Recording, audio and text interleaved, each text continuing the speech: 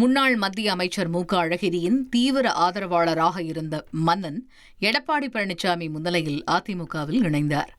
திமுகவின் தென்மண்டல பொறுப்பாளராக மு க அழகிரி பதவி வகித்தபோது அவருக்கு ஆதரவாளராக இருந்து வந்தவர் மன்னன். திருமங்கலம் இடைத்தேர்தல் தொடங்கி அனைத்து விவகாரங்களிலும் அழகிரிக்கு வலதுகையாக இருந்து வந்த இவர் மதுரை மாநகராட்சி துணை மேயராகவும் பதவி வகித்தவர். மறைந்த முன்னாள் முதலமைச்சர் கருணாநிதி திமுக தலைவராக இருந்தபோது உட்கட்சி பிரச்சினை காரணமாக மன்னன் அக்கட்சியில் இருந்து நீக்கப்பட்டார். பல ஆண்டுகளாக வேறு எந்த கட்சிக்கும் செல்லாமல் இருந்து வந்த மன்னன் சென்னையில் எடப்பாடி பழனிசாமியை நேரில் சந்தித்து அதிமுகவில் இணைத்துக் கொண்டார்.